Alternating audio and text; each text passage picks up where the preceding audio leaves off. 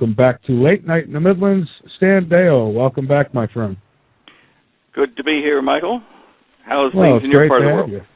Well, so far so good. It's hot one day and cold the next, but I think a lot of the country is experiencing that, huh? Hey, and sinkholes and flooding and earthquakes and volcanoes elsewhere, yes.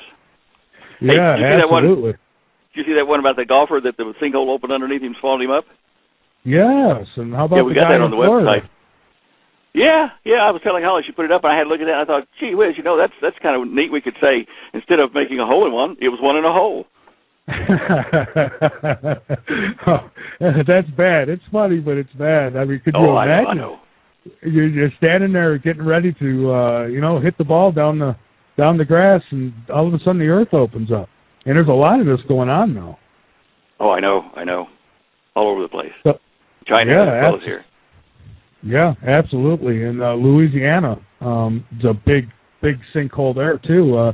So what's going on, Stan? I mean, you seem to have a pretty good handle on a lot of this stuff, and with the increase in earthquakes and so on. I guess we could start there if you want, with the earthquakes. You do pretty good at, I don't want to call it predicting, but, predicting where the next big ones might show up. How do you do it? Well, I developed a technique that I guess it was 1995 when I started playing with some data from the U.S. Navy.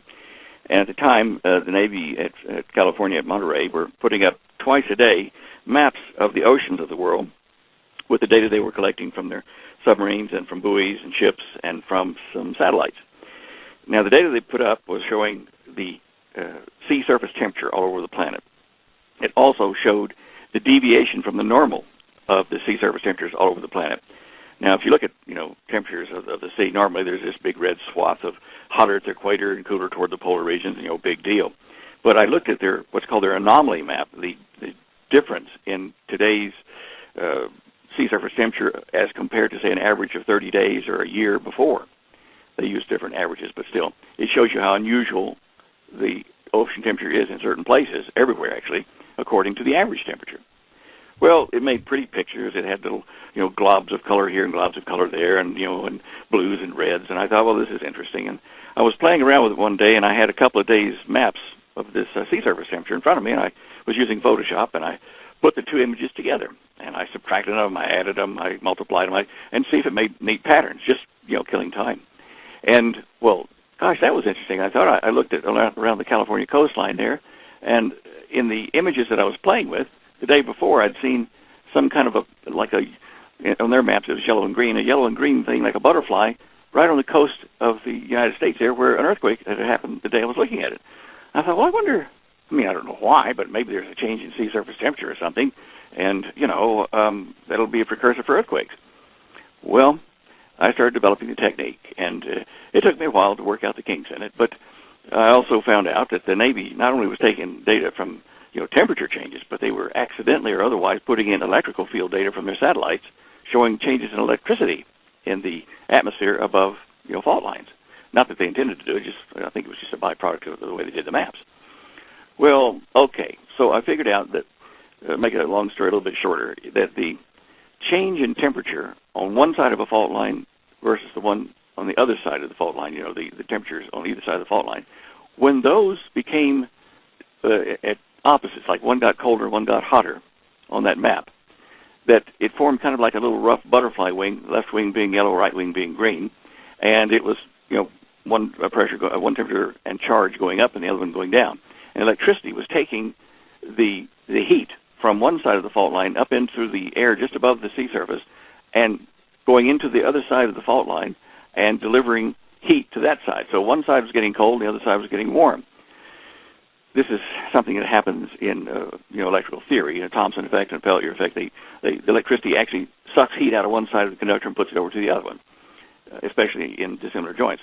Now, around the coastal areas, the coastlines of all the continents, there are huge formations of crystallized rock from ages ago. And when you fracture some of these with the pressure, you start to press on them to break them apart. It's like taking one of those wintergreen lifesavers in the dark and hit it with a hammer. You see flashes of light from the electricity produced by breaking the crystals in the wintergreen lifesaver. This is the same thing that happens, called piezoelectricity. and piezoelectricity.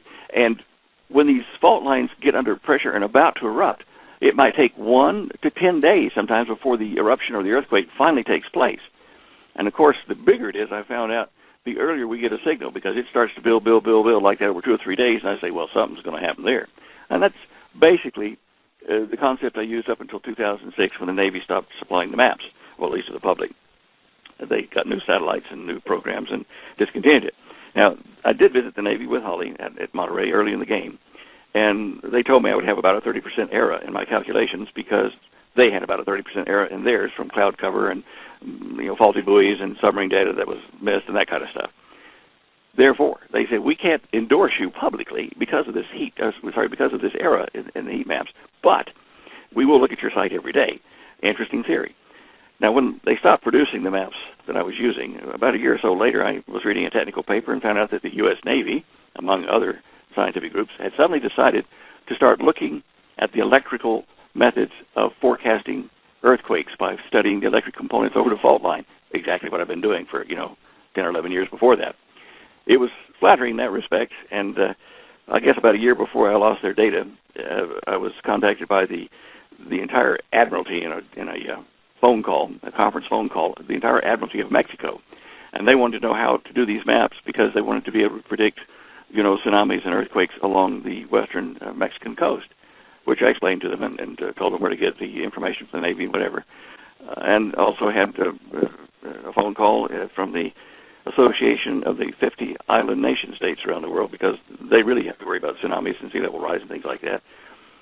And these people were all using the service, and then, of course, we lost the data.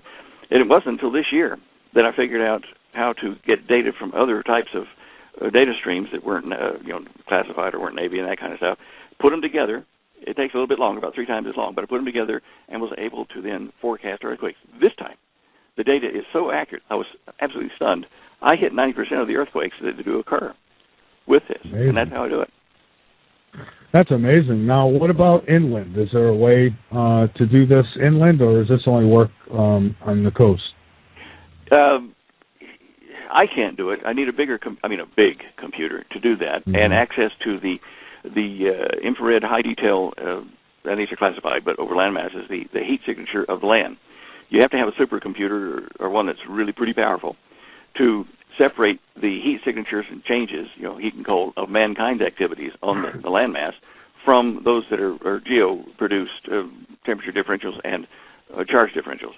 I'm sure we could do it. The same thing applies.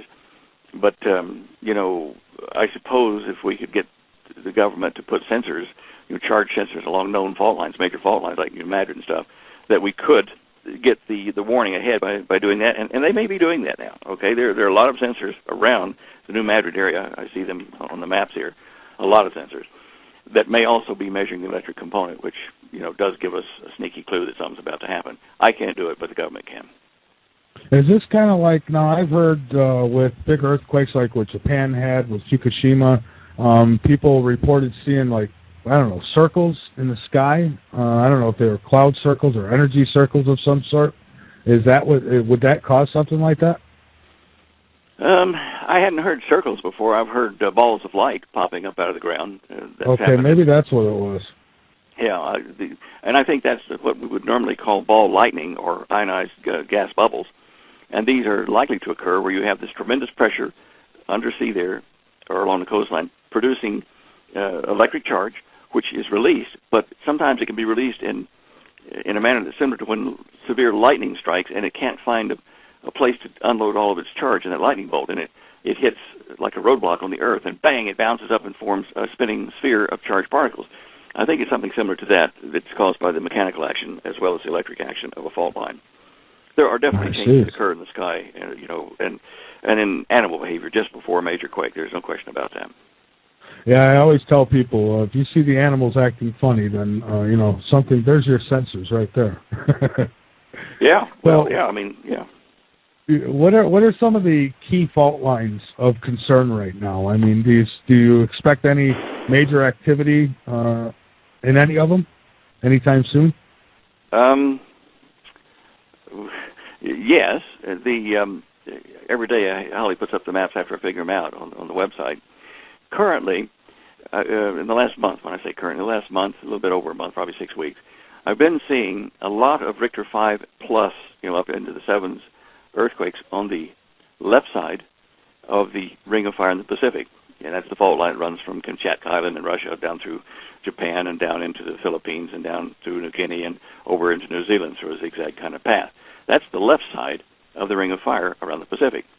Now, there's been like 4 to 1, 4 times as many of these larger earthquakes occurring there than normal when compared to the major earthquakes over in the west coast of South America and the United States and Central America.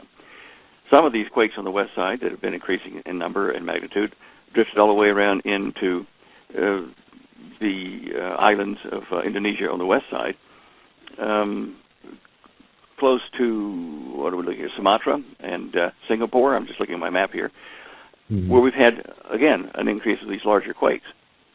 And there, by the way, I'll get back to this in a minute, but there's something happening in the North Indian Ocean, has been for the last 8 days, which is really, really unusual. We'll get to that in a second.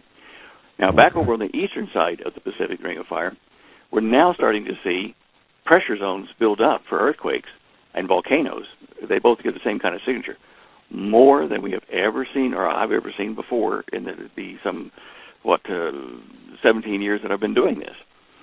There are 4 actual zones from the southern part of Mexico all the way down to Ecuador. And on their coastlines, we're getting consistent thermal and electrical anomalies there that do not go away. Normally these had happened, and about a day to 4 days later you get an earthquake, big deal, okay, it was an earthquake there. But these are hanging on, and this is not good. Now, I did read recently that there's a considerable opinion saying that there's going to be a new plate breaking loose, a tectonic plate, in northwest Africa there, in that area where I'm seeing all this activity, and that might be the reason we're seeing these thermal and electrical signals, is that plate is about to fracture.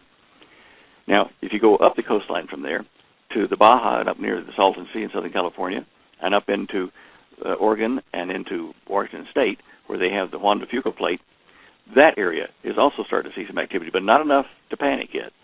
And the Baja thing down in California, not enough to panic yet. I am expecting to see, to balance things, I'm expecting to see an increase in larger earthquakes, Richter 5s and above, on the west coast of the United States from Washington State all the way down to the Baja, and then also in Central America, Mexico, and northwest side of South America, plus down into Chile and Peru. But when these come up, I report them with circles, and if they're something really to warn people about, I put alert and point to it and explain and say, we've got a problem here, let's keep an eye on it and get your earthquake or volcano preps in order. Now, the anomaly I was talking about over in the North Indian Ocean is something that I can guess at the cause, but I'm not sure. For the last 7 to 8 days now, it's been building. It's 5 zones of extreme heat. Now, this is just thermal. This is not electrical. Extreme heat in these 5 zones.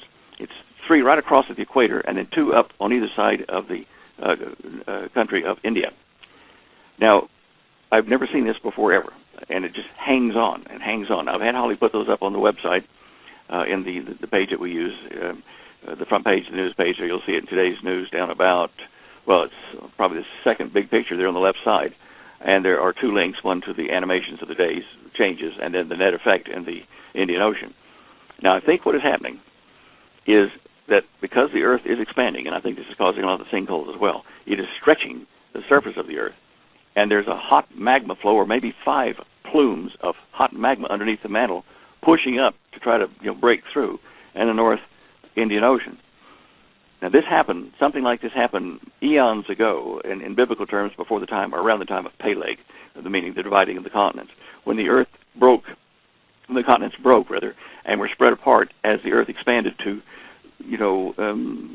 where we are now, which is about 25% larger than it used to be before the time of the continental breakup.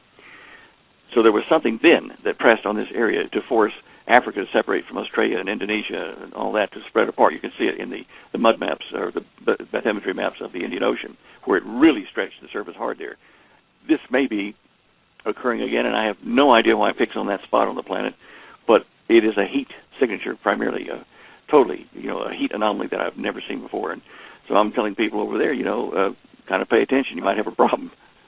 Those are the that's fascinating. Now, if that happens, I'm sorry, go ahead. Go ahead. If that happens, what? I say if that happens, that will affect more than just that area of the planet, wouldn't it? Oh yes, oh yes. We're not isolated from that. No, No. In fact, I've thought about that, and what's that? About 182.70. Let me just do a calculation. I'm trying to see how far away that is from the other side of the planet in the Atlantic. Okay, that's 2.5 there. Yeah. Well, that's interesting. That is interesting. If that's inside the planet, something pushing up and causing heat to rise up in the North Indian Ocean and at the equator, then if you go over to the other side of the planet at the equator to see what's in the antipodal or opposite position of these heat signatures, you'll see that it lands you up in the 90-degree west latitude, longitude. Yes, about the same. It's strange enough exactly where the plate is breaking in Mexico, Central America, and Ecuador. In essence, on the northwest side of South America. The heat signatures are underneath that on the other side of the planet. So is this meaning that the pressure of the plate breakup over there is causing the temperature rise in the Indian Ocean, or vice versa? I don't know, but those two, I've just now discovered it. Look at the map I'm talking to you. Those are exactly opposite of each other on the planet. That's weird. That's amazing. Yeah, that is strange. So what do you think we're seeing here? What does this all mean? I mean, what is causing the planet to get so active all of a sudden? Well, it's a thing that I think is a natural progression in the aging of planets, and moons, and stars, and galaxies. As they age, they dissipate energy in their spin, which gives them gravity, and they expand. Every planet in the solar system that I've been able to check with NASA photos shows signs of at least 20% expansion or more in the diameter of the planet since it had a solid surface, except for the gas giants. You can't tell there, but their moons you can tell. So it's like a ballerina doing a pirouette, and she's got her arms in tight. She's spinning fast. She yawns, "I'm getting tired of this," and she stretches her arms out. As she does, she slows down. And basically that's an analogy that I would apply to the situation. That's why the Earth is about to go through another expansion stage. It's time. Now, the sun does that too, and we might be seeing something interesting there now. Yeah, that was my next question, is the sun. What's going on with our sun? And, a lot of people are wondering if they should be concerned about what's going on. All right. Before I just answer that question on the sun, I forgot you asked me about earthquake zones I was looking at. Another is the New Madrid. Now, it's harder to detect changes that are going to affect the New Madrid for me because there's not water up close to the northern side of it. But it follows the Mississippi riverbed down, and a branch of it goes all through Arkansas. So what I do look at is the Gulf of Mexico along the Louisiana coast for signatures of seismic activity there. And last week there was one, I think. I'm not sure that I caught it. It was such a small signature, but an earthquake did occur there.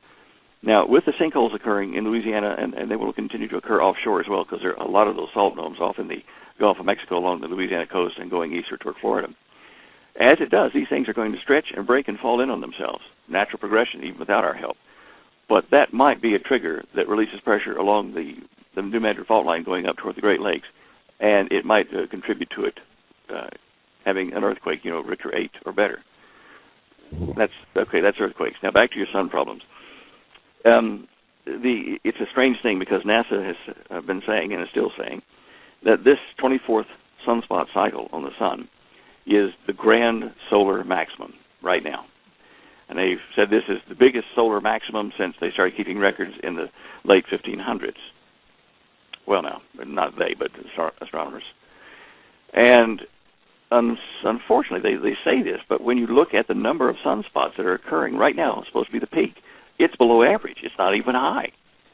Yet, although the sunspots are not heavy, the number of coronal holes, they call them, they're black areas on the sun when you look underneath the chromosphere where we see all the light and stuff and the sunspot. You dig down deep in that with some of the other types of frequencies they monitor from the sun, and you'll see there are more of these holes forming underneath, big holes. I mean, like, a sixth of the sun that you can see on one side going, having these dark coronal holes, and maybe even a third at some times. And from these, we're seeing strange magnetic anomalies, spinning funnels and vortices of magnetic fields and hot plasma gas, and erupting and throwing out coronal mass ejections. And we're seeing more of those at the moment, have been for some time, in this supposedly the maximum of this sunspot cycle. Now then, the solar physicists are saying, well, it's not a maximum, but maybe, well, it's dipping down a bit. It'll dip down a bit later this year, but then it'll punch back up and make a second maximum in 2014. And so it'll be a double hump, a double sunspot peak for this cycle, which is fairly rare. Mm-hmm. Now, what is also unknown by a lot of people in the public, because they don't pay attention to this in detail, is that right now the sun itself is in the process of flipping its north and south pole, reversing them. Now, it does this every 11 years, and so every 22 years things are back to normal. But because the Earth's magnetic field is weakening, and no secret there, it is now a little bit flimsy in its north-south alignment strength. Suppose that we get a huge coronal mass ejection the next year or two from the sun. It's charged, it's protons coming at us, and there's a magnetic, like Catherine wheel effect coming out from the sun and the solar wind. It hits our planet constantly with varying densities and speeds. Now, if it starts to flip its pole, it's going to affect the solar wind polarity, which will then try to flip upside down our own magnetic field in our planet. So we have to watch it. Yeah, the drifting in the North Pole is twice as fast as the South Pole at the moment, in the magnetic pole. And if that does occur, during the transition, our magnetic field will be even weaker. And there will be, if it starts to wobble, even not flip, but starts to wobble, it's going to weaken our shield from solar and stellar radiation that protects us, especially from ultraviolet. Because our shield is our ionosphere and our Van Allen belts, and these things help to deflect all these heavy radiations. If we lose that or weaken it down to a point that it's ineffective, it's like being in Starship Enterprise and you yell for shields and there ain't none, Captain. The incoming radiation will hit hot spots all over the planet, and that ultraviolet radiation, I've experienced it, to a small degree, when the ozone layer had a hole in it over Perth, Australia, when I was there, and it hurts. It makes your eyes weep just looking outside, even with sunglasses. It hurts going through your clothes like pinpricks, sticking your skin through your solid clothes. Now, that was a minor effect of it. I've seen and talked to people, it was happening in an island off the north coast of South America there, and it was when the South Atlantic anomaly, which is a hole in our magnetic field, when it broadened and the very edge, the very weak edge of it drifted that time for about 2 or 3 days up over these islands there. And when it did, we started getting calls from people saying, look, this has something to do with the sun. Our children are getting headaches and nausea and rashes on their skin, and they can't be outside in the sun. It hurts. And adults, same thing is happening to them. And people, the doctors at the hospitals were having case after case, and they couldn't figure out what was causing it.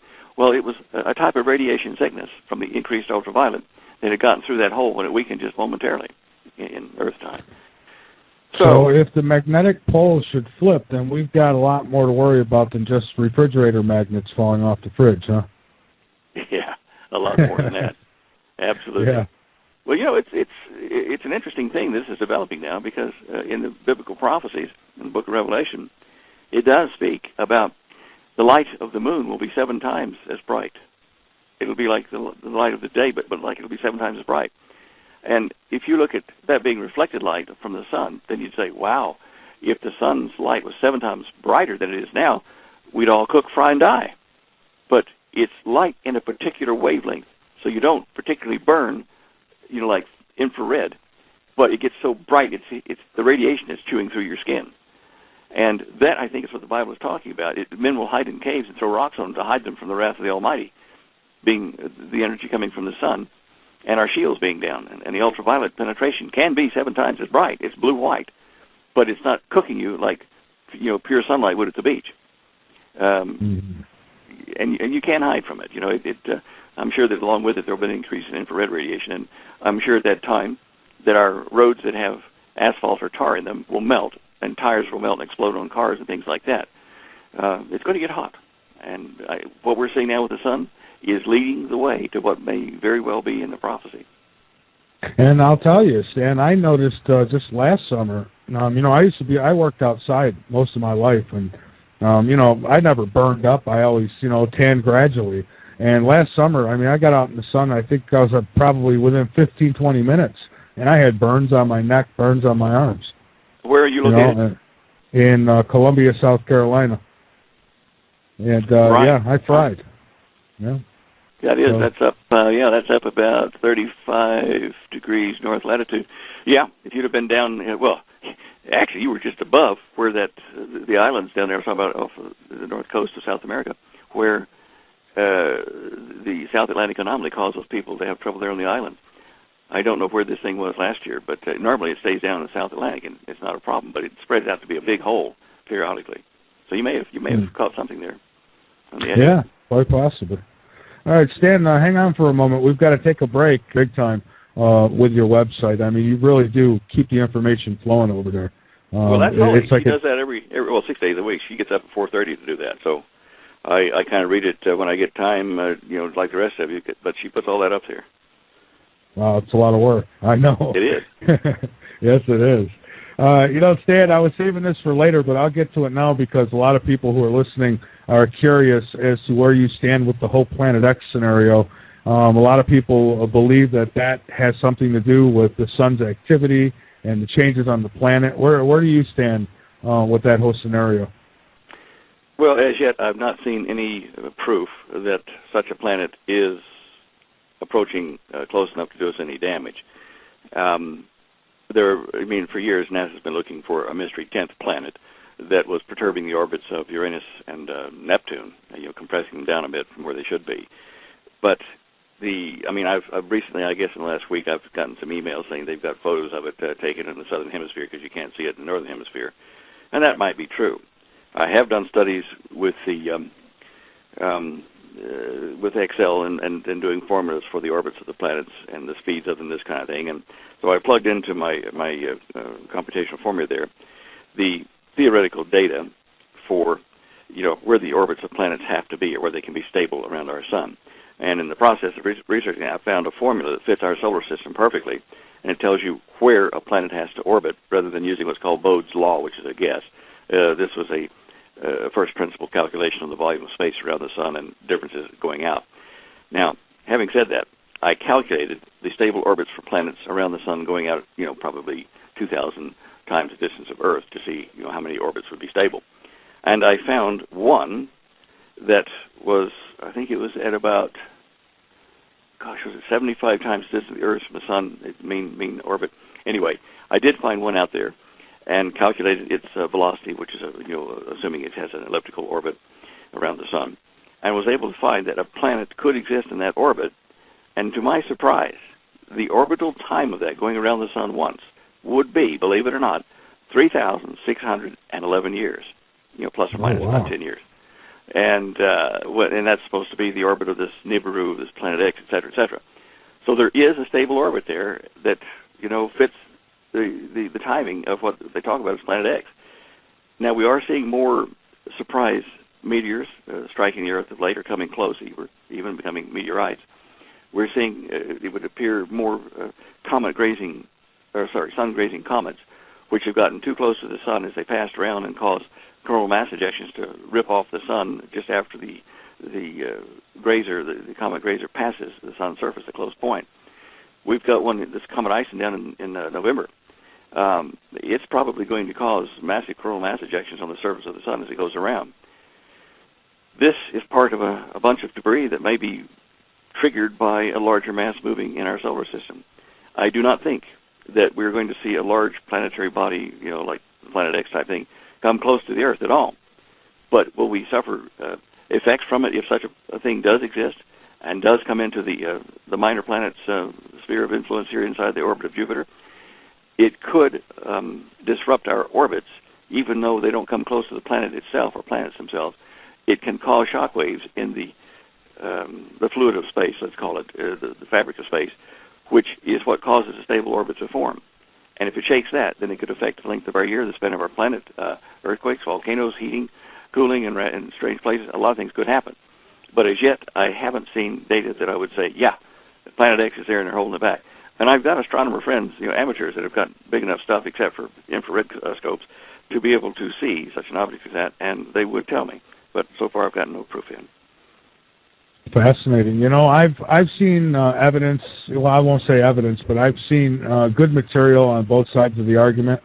And certainly, I'm where you are. I think that it's very possible that this thing could be out there. I have seen pictures and videos, but again, I don't know the people personally who are taking the pictures and putting the videos out there.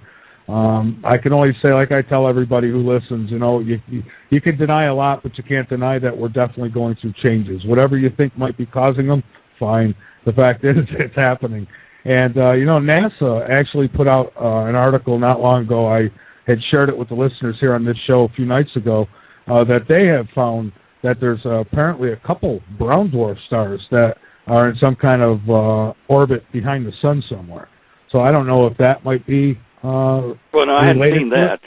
I hadn't seen that. No? I'd have to look that up to talk on it, but it would obviously be way out. I don't think it's within the what do they call it? The mean solar diameter or the system diameter, because the sun's influence, the actual solar system envelope, goes out so far that if you went to the edge of our solar system and traveled at the speed of light through the center of the solar system to the other side, that you would take a year to get from one side of our solar system to the other. That's the farthest extent. Now, if those two brown dwarf stars are out there, I don't know that they would be inside that sphere, the heliopause or not. But, well, look, it's kind of academic at this point to argue the point until we've got something hard to do. Some of those videos you're talking about, I got video and I got pictures from people over in California saying, look here's the sun that almost at sunset, and off to the lower left was, Planet X, right there on the photograph and on the video. Well, I got the time that the guy took the picture, where he was standing, what the date was, and put it into Stellarium and put myself in his position, wound it back. And it was a not totally uncommon thing for the moon to set at the same time close to the sun there. And I wound it back to the minute where he was standing looking at his photographs. He had a time stamp on them. And it was the moon. Just at sunset, it's enlarged because it's on the horizon and the air there's more air between you and that, so optically it expands it bigger, like a magnifying glass. And it was the moon, but they were all getting excited. Oh, Planet X, a mystery thing by the sun. Wow. And so I saw zillions of emails come by and people on blogs talking about it. And I thought, well, I'm not going to argue with them, but there it is. One little misstep, and the internet goes wild.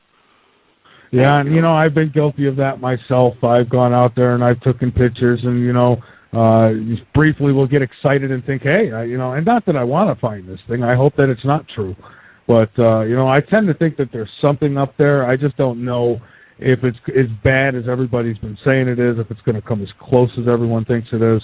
I mean, there's a lot of stuff out there we don't know about, and we have been getting a lot of close objects to the planet lately, asteroids and comets, impacting, and it would make one think, okay, why is all this happening all of a sudden? So, I had to ask the question. Well, there are changes. Have you ever read any of Immanuel Velikovsky's works?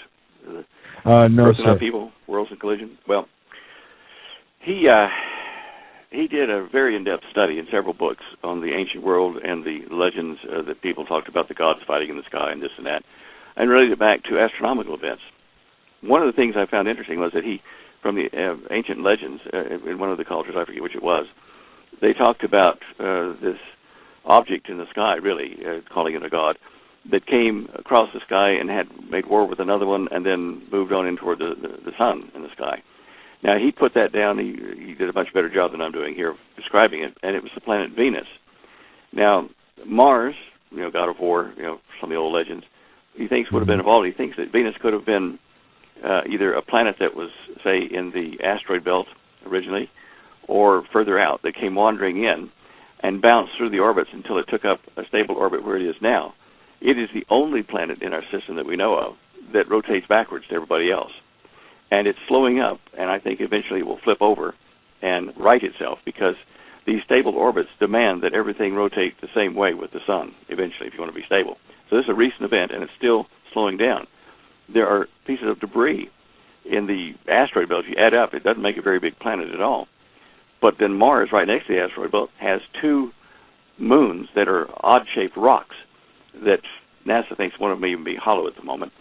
But on the surface of Mars itself, there's a large scar made by the impact of a small moon. I calculated roughly 300 to 400 miles in diameter that broke up, and when it did, the fan-shaped impact, it was spread around the surface of Mars. At the northern edge of it is the Cydonia area, where they have all those crystalline shapes that came out of the inside of a small moon. These things all tell us that there are things that do change position in our system. And right now, it may be one of those times. Yeah, it might be. Now, you said NASA actually believes that one of these moons might be hollow. They actually said that? I'm surprised. Yeah, it's hollow or have cavities in it, and I've looked at the imagery and data on it, and it's possible. It's a very odd-looking moon, with one end of it that looks kind of like the dish on the front of the Starship Enterprise, covered with dust that's had impacts of one or two strikes of some other object in orbit or somewhere else. But it doesn't behave as though it were solid all the way through, gravitationally or inertially or whatever. And I just read the article just a few days ago. I'd have to look it up to tell you where, but yeah, there's something odd about it. And, of course, the underground is saying, aha, it's really a spaceship put up by some culture, blah, blah, blah, and it's, lost in the dust of time collected on it. And that may be true, but I don't think NASA's saying that at all. It's just saying it's a kind of a porous or a rock with cavities in it because its mass density doesn't match what it should be for the type of rocket that they see on it. Anyway, it's worth people looking into. I'd certainly encourage people to look that up. Yeah, I've been told by many that they believe our moon is hollow, and I don't know. I guess I'd have to go up there and see it for myself. I guess anything's possible, but let me agree with you. Let me agree with you. I think that the moon could very well be hollow. Most planets and moons do have cavities of emptiness inside of them. Small moons end up having just one cavity. Have you ever seen a geode and picked up one of those round rocks that they cut open at the gym shows, all the little crystals inside? Yes. Mm-hmm. Okay. Now think about it. That's a solid stone that was burped up from some volcano, thrown into the air and cooled as it was coming down, and it was full of spinning magma from the volcano. So it cooled over a period of time, and when it cooled, and we came along here a few thousand years later and broke it open, we find that it's not solid all the way through. It has a cavity in the center. It is hollow. And that's because when it cooled, the mass inside there, or when it cooled slowly, let me say, the mass inside there started to make crystals on the outer side where it was cooler. And those crystals took up less space than they did as random molecules floating around in this hot state. As they crystallized completely, it left nothing but a vacuum, an open space there inside that stone. And it's an oversimplification of the gravitational process, but I think that all moons, all planets, and possibly stars, as well as galaxies, have a hollow core or a hollow shell or shells within them. I mean, even now they say our galaxy, the Milky Way, has a supermassive black hole in the center of it. Now, that's a kind of cavity and a kind of hollowness, and I think it probably is because it sucks in mass and energy and burps it out at the polar regions every now and then as super intense gamma rays and other types of radiation it shoots out. And then it closes up the poles and starts gathering more energy. So, yes, I think the moon could very well have cooled slowly and that the core of it is vacant. I don't know how thick the surface would be, but the early seismographic tests on the moon from the Apollo series did indicate that it rang like a bell. And duh, that's hollow. Now, do you think they've been totally honest with us as far as, I have no doubt that they went to the moon. My doubts have kind of been on what they've told us about what they found on the moon. Do you think they've been honest, or do you think they're hiding something up there? I don't think they've been truthful with us on it. I do think there are things they've left out of the press on purpose. I think that they tolerate the alien UFO scenarios around the planet, as long as it suits their purposes to hide other things. But when you get too close to it and start saying, well, okay, we found evidence of, intelligent life had built buildings or something on the moon, or, then it starts to become a serious issue the government has to address. The biggest problem is this. Until you have a one-world government, telling people that, the gods have returned and we're keeping from it, we're going to let you know now, telling people this is going to absolutely knock the slats out from under all the different religions and political structures built upon that, cultural structures. It would almost produce, without doubt, anarchy across the planet. That's why I think that we're headed for a one-world government rapidly, and they will be announcing then some of the stuff, not all of it, I'm sure, but some of the stuff that they've been hiding. And I know, having worked on one project, that today even you don't know, the public doesn't know that we have anti-gravity and have built our own saucer craft and, can walk through solid metal doors inside the craft by pushing a button and cutting a door out and then putting it back in place and re-welding it just at the push of a button. These are things that are science fiction in the ultimate, but we've had them for a number of decades now. That's fascinating right there. Now, so I've been saying for a while that I think some of the crafts that people say that they've seen, and I've seen some myself, some could very well be our own governments. And that would say that they've got the technology from E.T. maybe. Well, not necessarily. Some of it, yes. The early days of this, there were some engineers who did kind of stumble onto the idea in the mid-50s, I think it was. Now, it could have been that they stumbled onto it with a bit of help, and that's just the explanation that I was told. But basically, they observed the solar system and the galaxy and other galaxies in the universe, and they saw they all had spiral motion to them around the center. And from that, they determined what gravity was. It was a sum of two waveforms, spinning waveforms, reflecting from space itself back into the spinning system. And from that, they were able to determine how gravity, which appears to be a one-dimensional force, one direction, is really the sum of two forces acting, one toward the planet, one away from it, or one from toward the surface of the sun or away from it, etc. It's a sum of two. The net result is at our radius from the center of our planet that we're attracted or appear to be attracted down toward the core of the planet. But anyway, they did figure this out, but there were other things, I'm sure, that were part of the agreement with the alleged quote-unquote aliens that in the early 50s, in the agreement we had with them, the treaty, that they would give us technology in return for letting them do some genetic experiments on livestock and humans. It didn't go too well after that, but anyway, that was... So some of it was our stuff, some of it was theirs, and we have tried to develop things, I'm sure, as we were doing at the time, even up to the late 70s, develop our own technologies away from the shared facilities that our scientists had with these gray-looking critters, usually underground and under the ice cap at the South Pole. I see. Now we're talking about the whole UFO thing. I guess in the one world government, I'm wondering what do you think is going to become? I mean, we've got Korea, China, Russia, and it seems like this Obama administration has been more of a dictation. We have the missile shield anomaly going on, and it seems like if Earth changes don't kill us, maybe these wars might. What do you think is going to happen here? I mean, do you think this is all a distraction for possibly bringing on a false flag alien attack type deal, or what do you think? Well, that was originally the plan. If there were no aliens, we were going to invent them. And it was a simple reason. After the close of World War II and the results of the two atom bombs over Japan, the Western world, the Allies, they said, look, we cannot afford the next war. It will decimate the planet, and there won't be any winners in that. So they said, look, we've seen the League of Nations fail, and we've seen the United Nations already failing in its infancy, where you've got now like 196 member nations, and you've got to try to get 2 or 3 of them to agree on a common point, and that's difficult. Needless to say, 196 of them, get them to agree on a common religion, a common economy, common laws, common culture. It's going to be very, very difficult, if not impossible. They also knew that Hitler had tried to use force to get, say, like France, to join the German Union, as it were. And the resistance in France kept blowing up bridges, killing officers and people in the Nazi hierarchy there in France. So the French resistance was an example of how people would not toe in. They would find ways to sabotage a forced order. They said, well, how can we get the people? We can get the leaders of various countries to agree. They're easy to manipulate. But how can we get the people, the masses, who have been raised with various cultural and religious biases, to agree to change everything in favor of a one world religion, a one world culture, all this kind of stuff? How can we do that? And basically what the third option was, alternative 3, was this.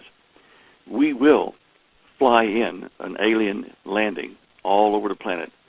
We will develop the technology quietly, underground, and we will confront the people of the world with a group of individuals with advanced technology and allegedly from off the planet in a peaceful place, the Federation of Planets or whatever, and say, look, we can let you be a victim of the crisis curves now facing you and your eventual destruction of each other by nuclear war, or we can show you how we do it and set up a friendly one-planet government with one leader, and it will have an equal economy for everyone. We'll get rid of poverty. We'll heal cancer, all this kind of stuff. Now, people need to think that they are in trouble.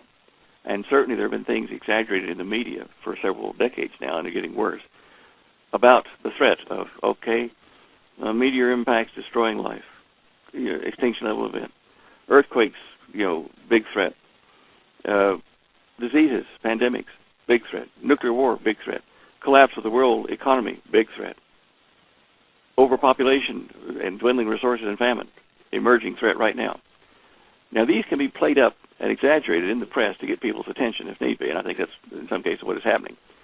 Far in advance of the actual events becoming a problem, these are being played up so that people all over the world are saying, oh, man, if one thing doesn't get you, then the other one will. And, what are the odds that we can beat all 6 or 7 of these major crisis curves that we know about? Oh, alien invasion, that's not really on our radar at the moment, as much as these other things that are real practical dangers that we can see every day in the news and we can touch and feel. Yet the planners said, look, okay, if we do fly in this crowd and we do convince them to try that one world government for long enough that they can see that it works and we can have a peaceful planet, then we will have saved the planet from the next war, et cetera, et cetera. You and I both know, if you study prophecy, that this is what is happening now, is that a great deception is at foot. This alleged alien business, although I never met these gray critters when I worked with Dr. Teller's group developing anti-gravity stuff, I heard about them. And as far as I'm concerned, they had no soul. They were biological robots, cyborgs, if you wish, that performed the duties of the real aliens, if you wish, which were Satan and those who came with him when they were kicked out of the heavens above us, the parallel universe, into the earth for one last great battle. And all that these grays were nasty critters that we had to deal with, and they were doing experiments and abductions on people and mutilating cattle and stuff. Basically, they frightened the people of the earth that they were here, and our governments wouldn't admit it to us. Oh, what are they keeping a secret for? These things are terrible, getting worse and worse. They are the enemy. Now, Satan and his minions that look they're basically human, will appear with their technology right at the height of our crisis curve when we think the end is near, and offer us that solution. They're going to do what we were planning to do after World War II, as a psychological method of trying to unify the planet. Satan is going to do that, and he's going to appoint and support a human dictator of the planet, basically a king they will call him, but basically it'll be a dictator. Using their technology, he will bring all the nations to heel and make them form this one world government. The people really won't have to be drug in because it'll be someone that's offering them goodies, free energy, anti-gravity, new medicine, this kind of stuff. And with beings like Satan who have lived and still are living, who have lived a long time, thousands of years, if not longer, they can produce video and audio records of even the crucifixion of Jesus himself because they were there at the time passing through. So this will certainly open people's eyes when they see this and say, wow, that's really incredible. This must be, the Messiah's team here.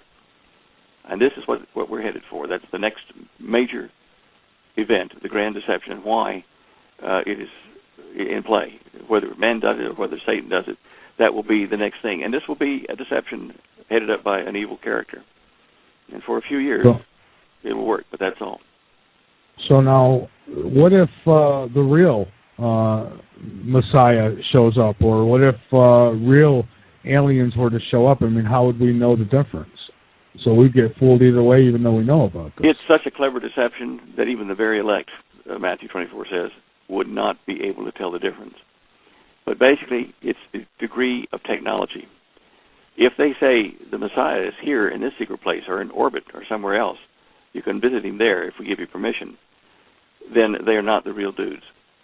Jesus says, when I return with my army to claim the title deed to earth and set it up properly, everything, every living thing on the planet will know that I am coming. All the nations will see me as I come in the clouds of heaven at once. As the lightning flashes from the east to the west, you will see me. It won't be limited to little spaceships going around that are a mile in diameter and stuff and floating over cities and impressing people. He will not hide. Everyone will see him, and he won't need TV to do it. Every living thing will feel and sense his presence, one way or another. So it does tell you that's the real Messiah. The make-believes are here only with technology they've been able to put together here on the earth since they arrived, because they were kicked out of the heavens and they didn't get to take much with them.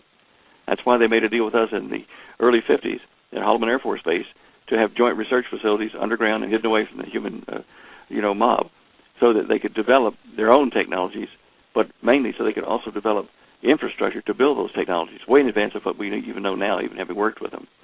It was infrastructure they needed to build the weapons. So when you see beings allegedly from off the planet, well, they are. They're not from around here, but they're from the heavens.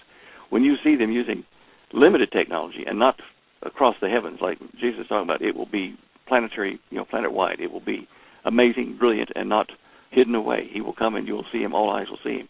You won't have to go to a secret place to meet him or film him. The one so that is I was going to say, so basically, if E.T. should land and say, "Take me to your leader," then he might be okay. But if he comes down and says, "Hey, I'm the Messiah," Jesus, obviously, I don't think he'd have to say something like that. I think he'd feel it. Oh, you'd know it. Yeah. And the ET you're talking about, I think that this is a protected planet under the current reason for mankind being here. It's part of a virtual courtroom to settle a dispute in the heavens. The Stargates are not a new invention. They were talked about in the book of Ezekiel and the Tower of Nimrod, or the Tower of Babel, which Nimrod built.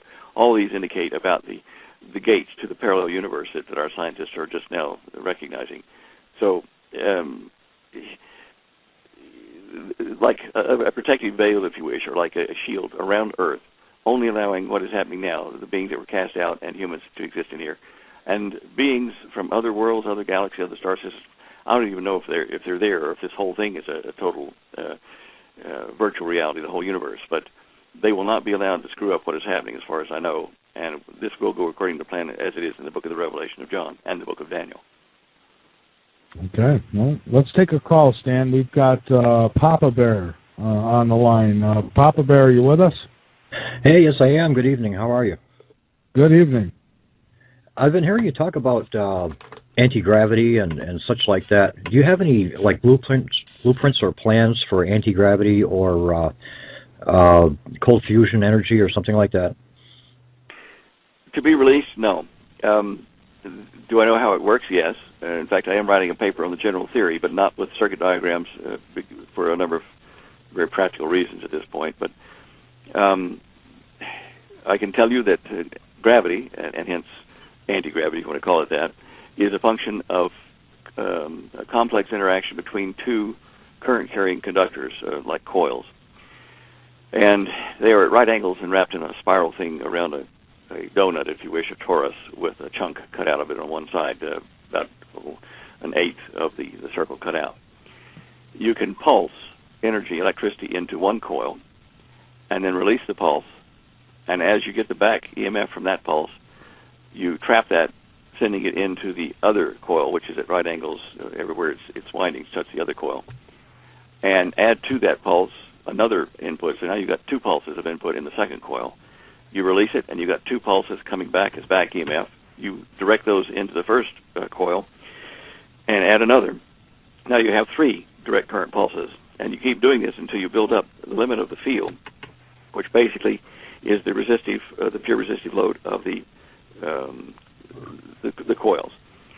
In 30-foot diameter crafts that we were building, the coils were about, the wire in them were flat wire, about, I think it's 4.5 to 5 inches wide by about ½ inch thick.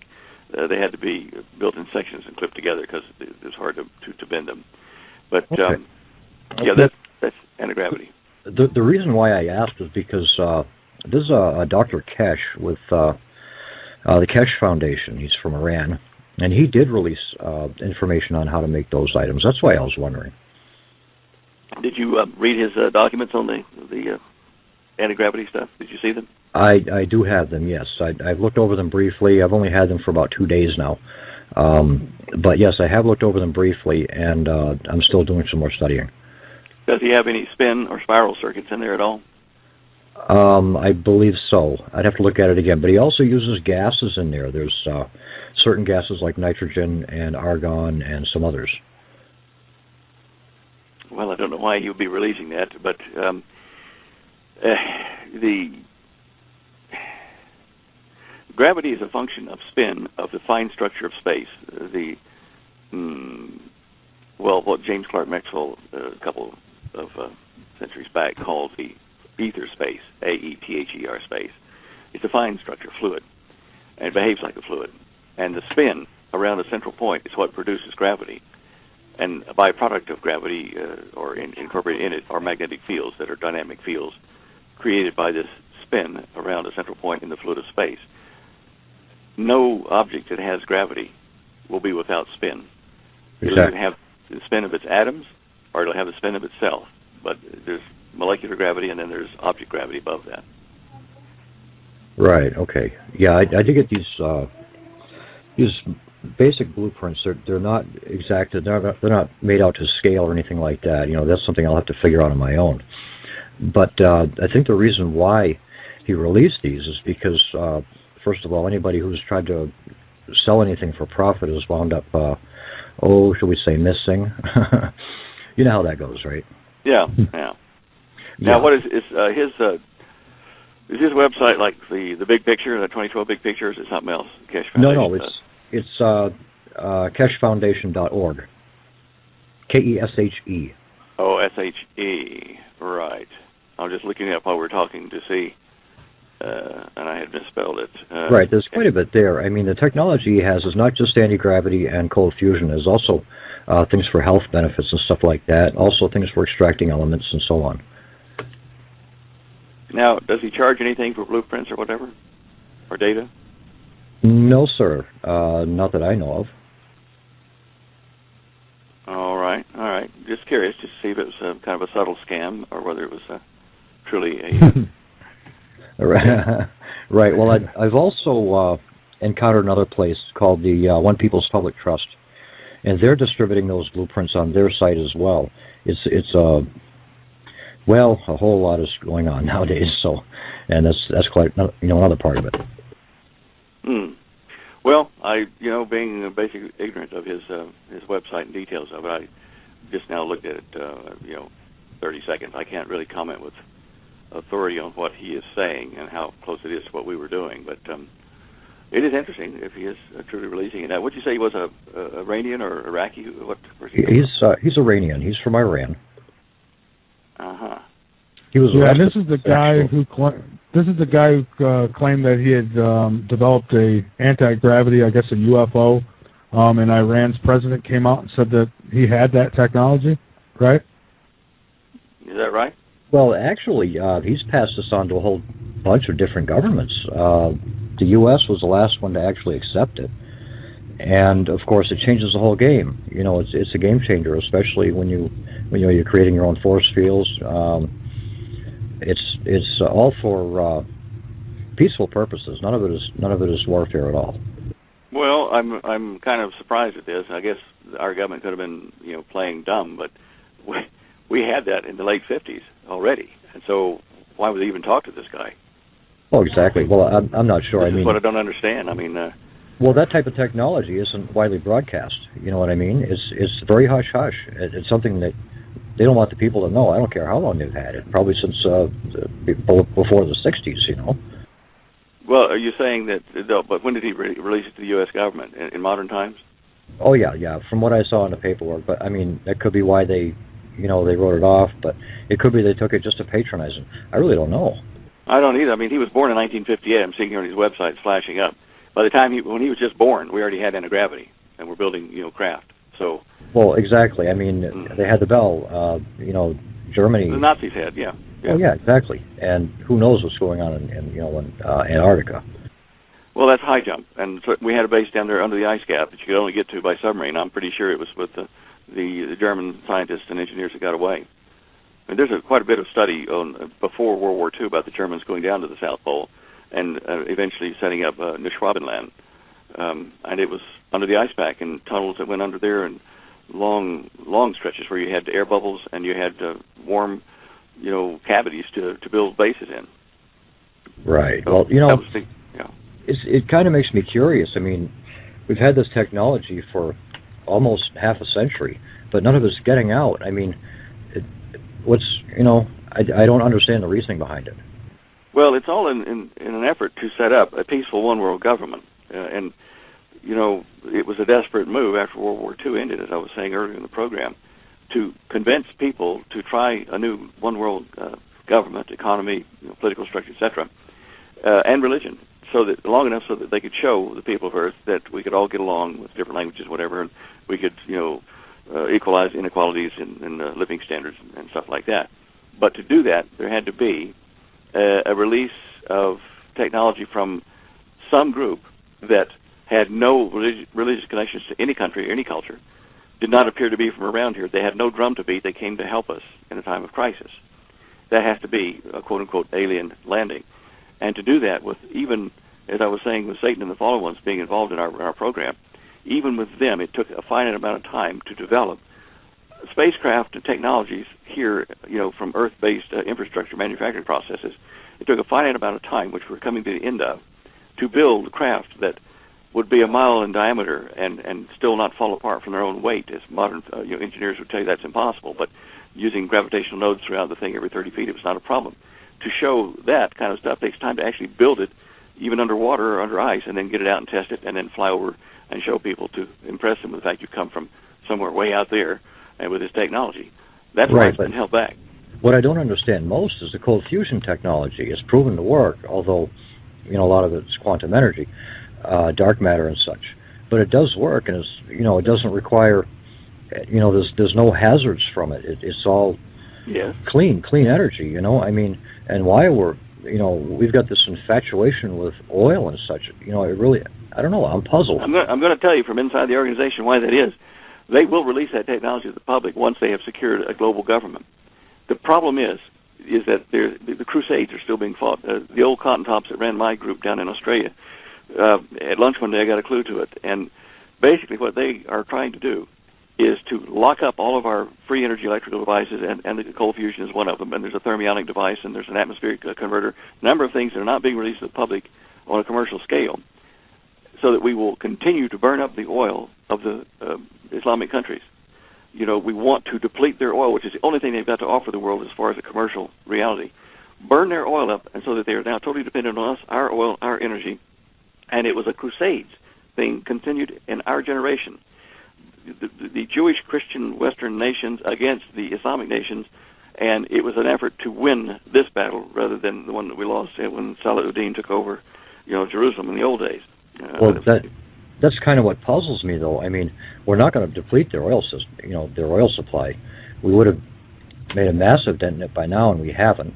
Meanwhile, we're polluting the earth, and we're creating more wars, and it seems to me like it's all kind of based around a monetary system, which is, for the most part, slavery. Well, all I can tell you is what I heard in the conversation, and that was their game plan was to isolate the oil supplies from the Muslim nations, using theirs, burning them up in Desert Storm 1 and 2, catch an oil field on fire. That's not a problem. Let it burn for a while, then put it out. Deplete the oil, and let them build large buildings and places and spend their money where it's going to be virtually useless to weaken their ability. I see. Well, I thank you for your input. It was quite helpful. Thank you very much. You betcha. Thank you, Papa Bear. Appreciate the call, my friend. And, one thing's for sure is, the wars continue because, there's corporations and people who are getting rich off of it. And, it's for many reasons. And, the one world government, I guess in a perfect world, that would be nice. It's a nice thought. But I kind of like our borders right now, and I'd like to keep them.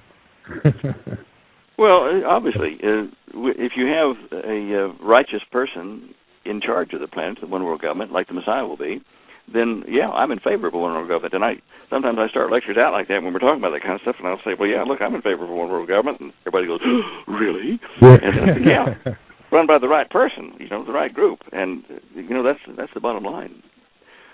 We're pretty fallible.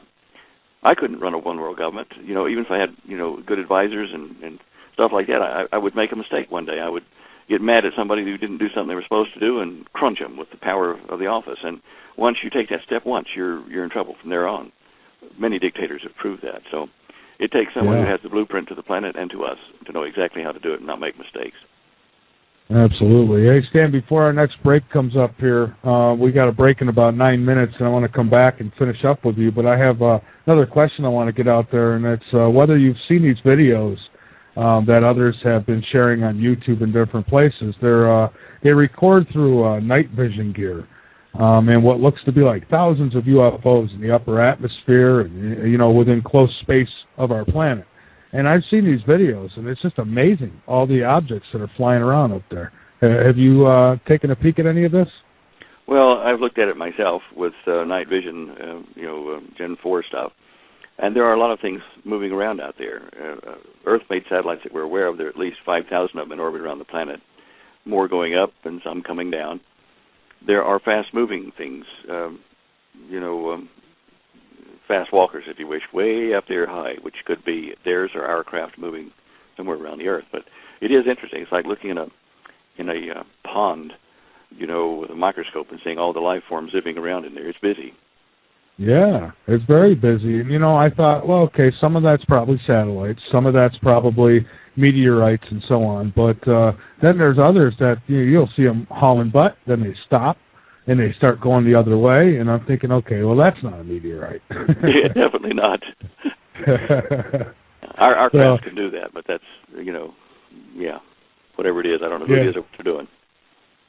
All right. Hang on with me, Stan. We're going to take our last break with you here, and then Stan Dale's website. And Stan, something we haven't talked too much about here tonight. I don't know if we've touched on it at all, but that's the oceans rising. It's been brought to my attention that they have been rising steadily. I see a map also on your website with it had to do with sea level rises. Can you explain that just a little bit? Well, that map is showing if just the polar ice caps melted rapidly, what sea level changes would take place on the coasts of the United States. Now, on the right side of the map, from the east coast of Texas all the way to the Atlantic, those shades of blue show from 100 feet and 200 feet and 500 feet intrusion by different shades. The likelihood of that happening is probably better now because of the sun and the heat coming from it and increased heating that is occurring in the melting of the poles.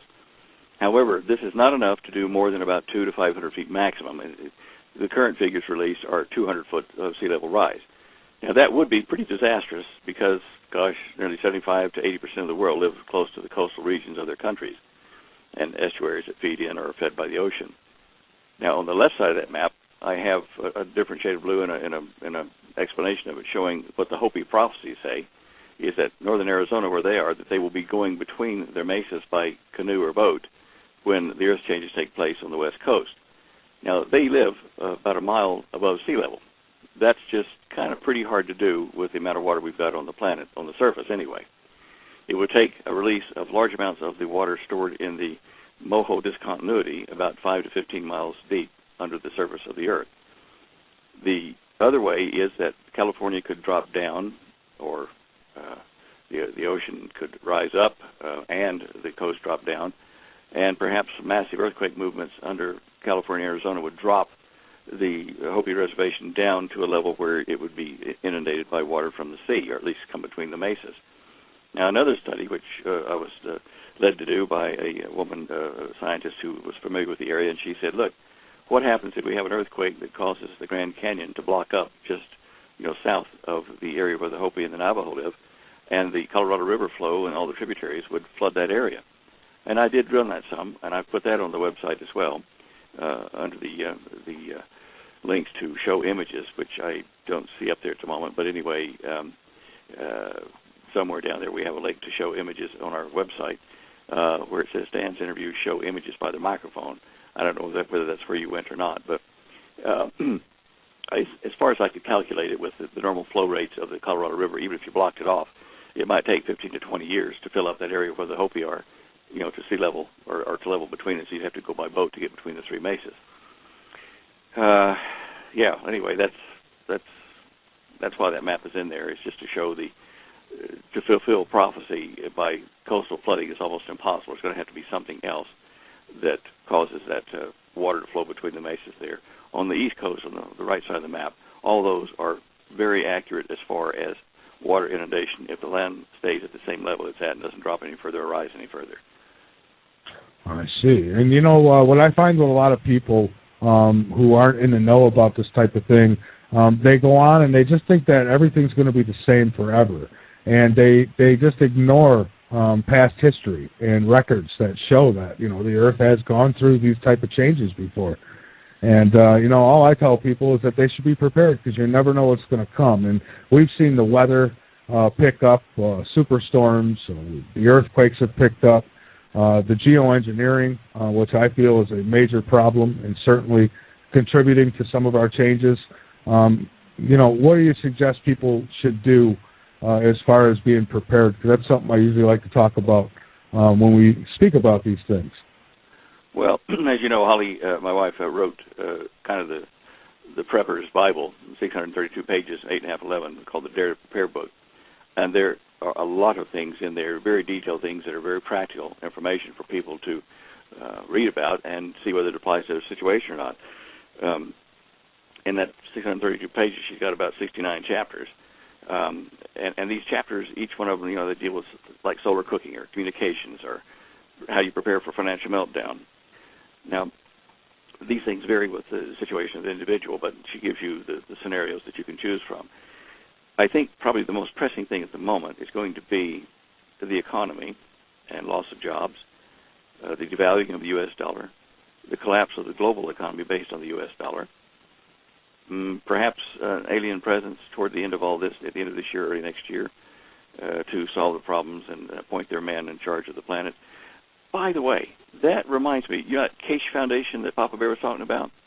During the break, I was looking at his website during the break, and this guy has set up on his website a number of PDFs going for a world peace treaty. And on his site he says, I'll quote this, the date of January 21st, 2013 for release of these documents is chosen for its importance, and now mankind has 60 days until the 21st of March 2013, just 7 days away, to set the scene to achieve what his forefathers could not do for thousands of years by signing himself into accepting peace in its true sense, individually and collectively. Now, how they've set a date, why they've set a date, I don't know. They're in Belgium at the moment and moving out of Belgium to a new location. But his whole thing is about world peace treaty, and this is the time for a peace treaty, isn't it? Yeah. So I don't know. What do you think? He was sent out here? I don't know. It's the kind of technology and stuff that certainly would be interesting to people, and he could be a mouthpiece for, the announcement of the presence, of the aliens, quote unquote. Well, anyway, I do find it interesting.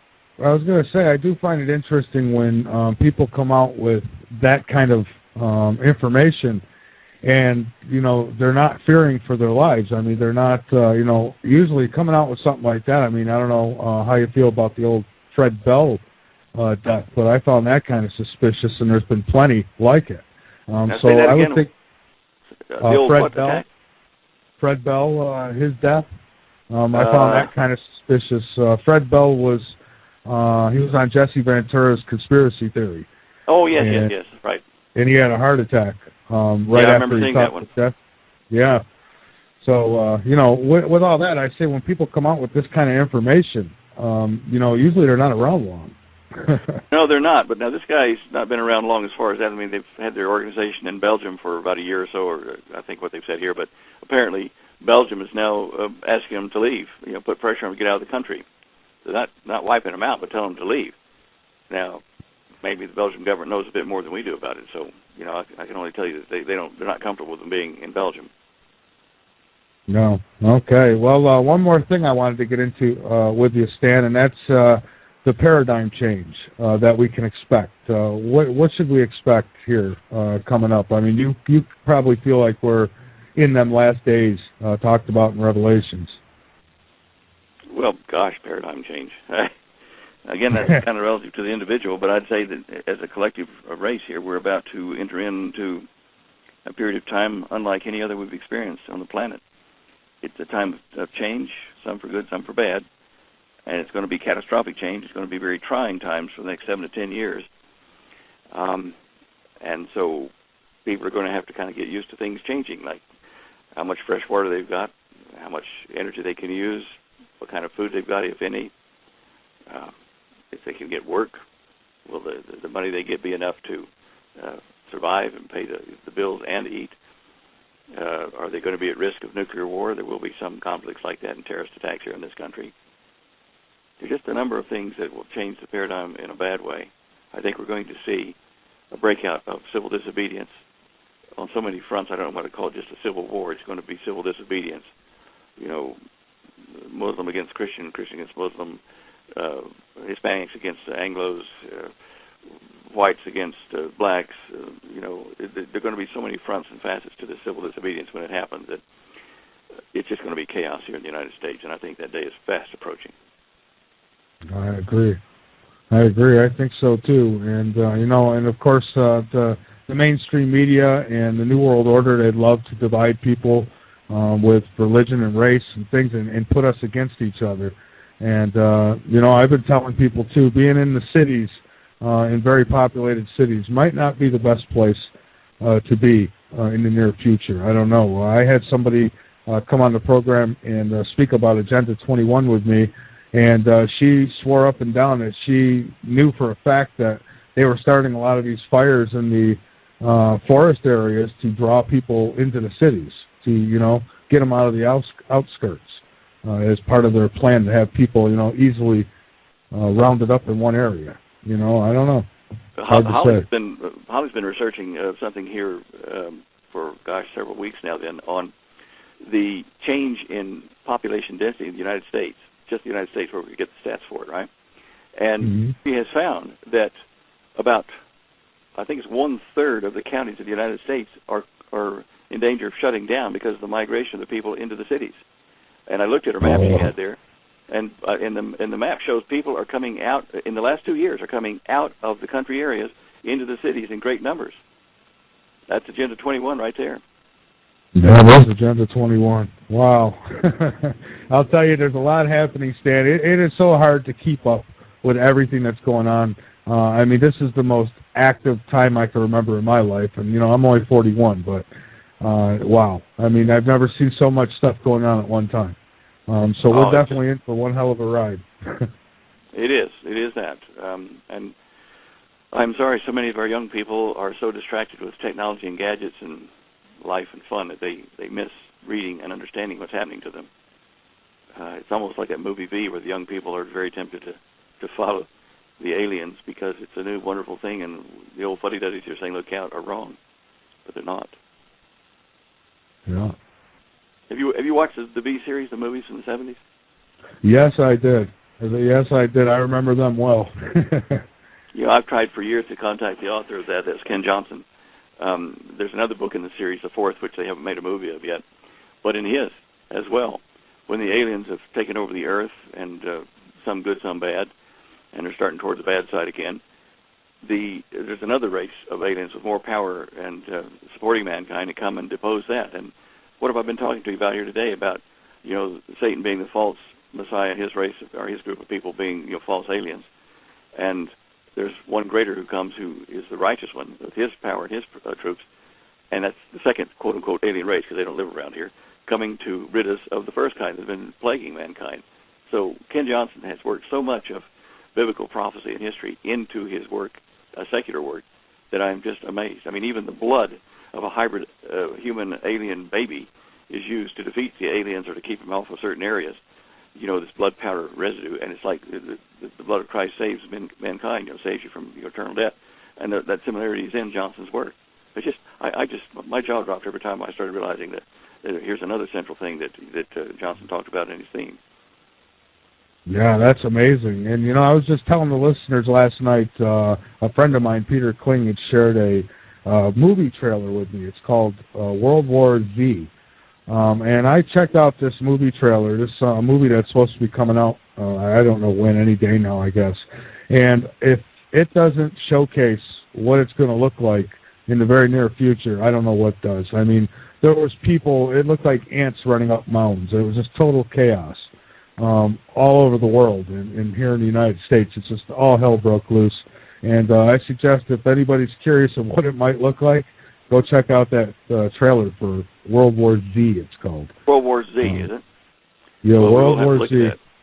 Yeah, it's, in Hollywood, they love to showcase the future, it seems. And if that's the future, that's pretty scary. Because very scary. It really, yeah, it certainly is. Well, Stan, if there's anything that you'd like to get out there that we haven't discussed, anything you want to plug or what have you, by all means, please go ahead. Michael, there's so much there that I don't know where to begin. I'm hoping that people will look at two very important survival books one that Holly's got called Dare to Prepare, which basically tells you how to prepare physically as best you can for a lot of the events that could potentially happen, and probably will happen, most of them, in some form or another. And then the spiritual preparation, which I wrote in The Cosmic Conspiracy. And my book started in 1978, first edition, and it's now 300 pages. It was 200 pages. And I last updated in 2010 with the last warning, explaining about this great deception about to happen and not to be fooled. So between that book, Holly's book, and my book, there's the spectrum of preparation. One says, my book says spiritually, you are going to die sometime. You may die before you thought you would in what's coming. So it's important to get your relationship with your life hereafter, straight with God. And that's what the book tells you, that in scientific terms, what's happening in the history of it and where we're headed. And then there's a page in there where you can sign your name and say, okay, I accept salvation through Jesus Christ. That's important. That's the first thing you do. Then you prepare to endure until he comes to collect you, if he's going to, take you out of here like he did with Noah, into a place of safety while the judgments hit. And the practical preparation Holly has in that book, we have done it ourselves. There's virtually nothing in it that we haven't tested or had friends test to be sure that it would work and how it would work and, how necessary it was. So between the two, that's the importance of preparation. And if you just go to the standdeyo.com website, there's even a whole website full of free stuff to download to help you start preparing immediately. In addition, you can get the books, and that is the things that you take with you when there's no internet.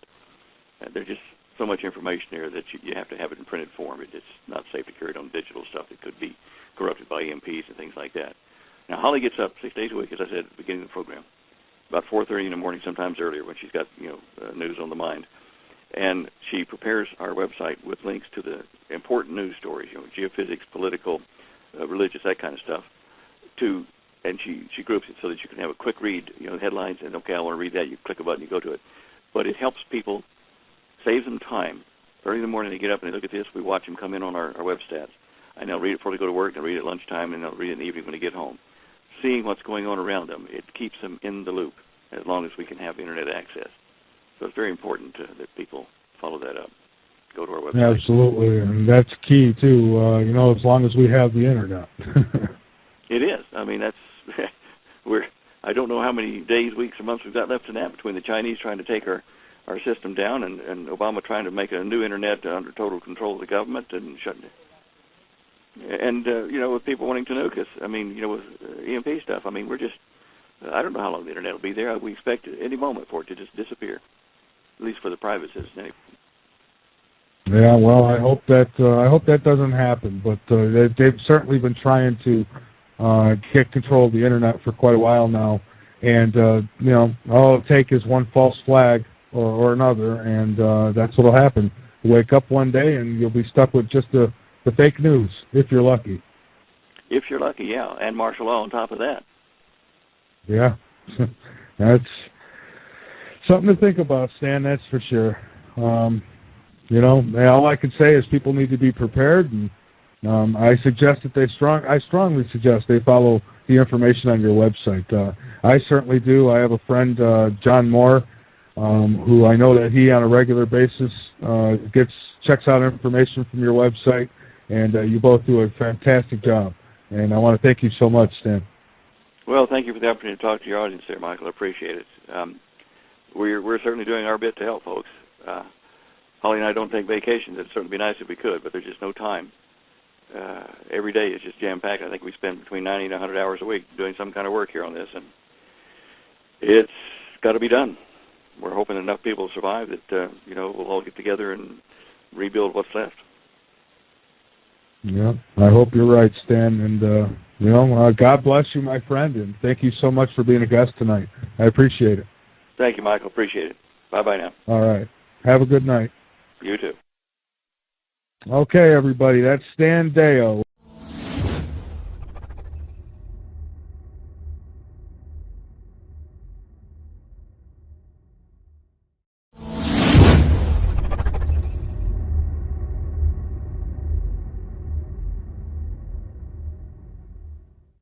Welcome back to Late Night in the Midlands. Stan Deyo, welcome back, my friend. Good to be here, Michael. How's things in your part of the world? You. Well, so far so good. It's hot one day and cold the next, but I think a lot of the country is experiencing that, huh? Hey, and sinkholes and flooding and earthquakes and volcanoes elsewhere. Yes. Yeah, hey, did you see absolutely. Did you see that one about the golfer that the sinkhole opened underneath him, swallowed him up? Yes, and how about Yeah, we the got guy that on in the Florida? website. Yeah. I was telling Holly, she put it up, and I had to look at that, and I thought, gee whiz, that's kind of neat. We could say, instead of making a hole in one, it was one in a hole.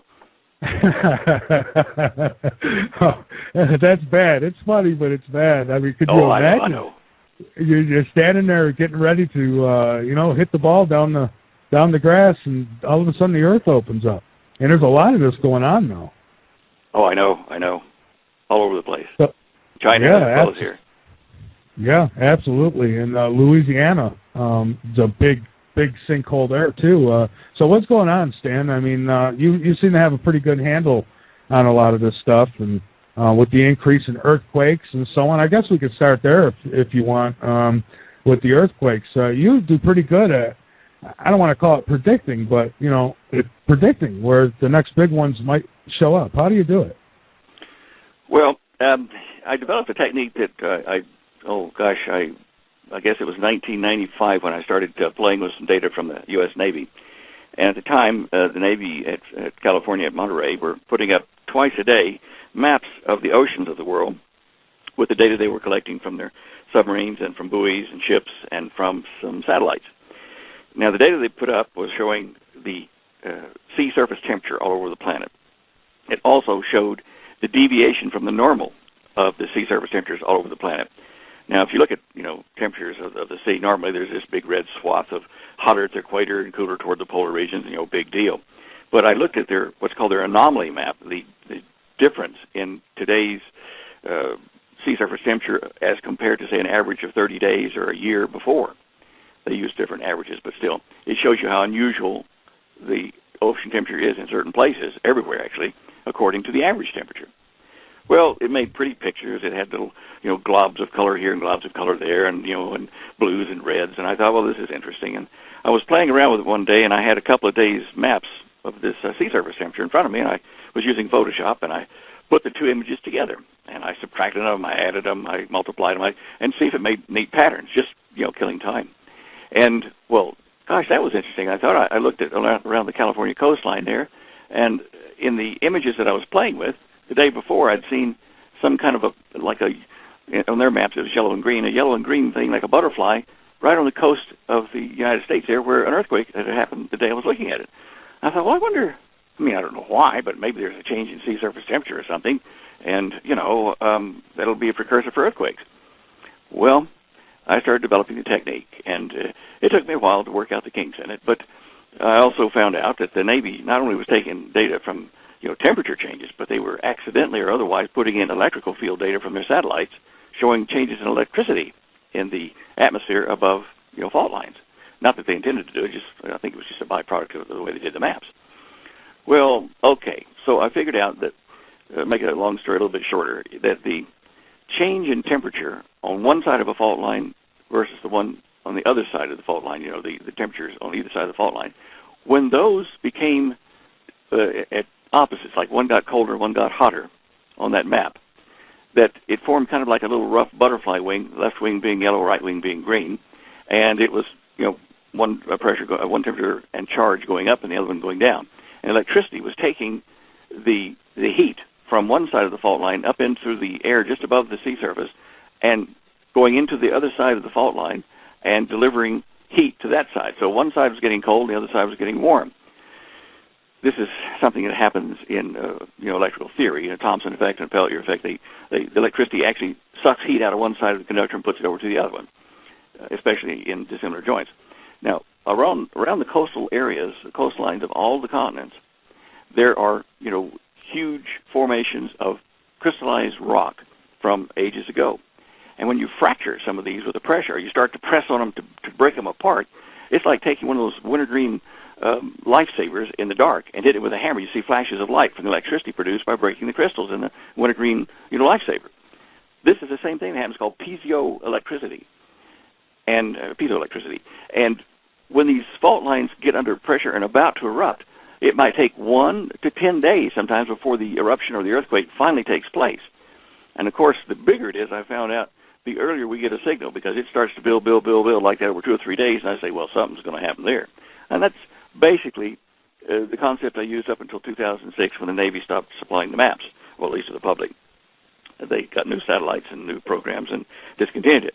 Now, I did visit the Navy with Holly at Monterey early in the game, and they told me I would have about a 30% error in my calculations because they had about a 30% error in theirs from cloud cover and faulty buoys and submarine data that was missed and that kind of stuff.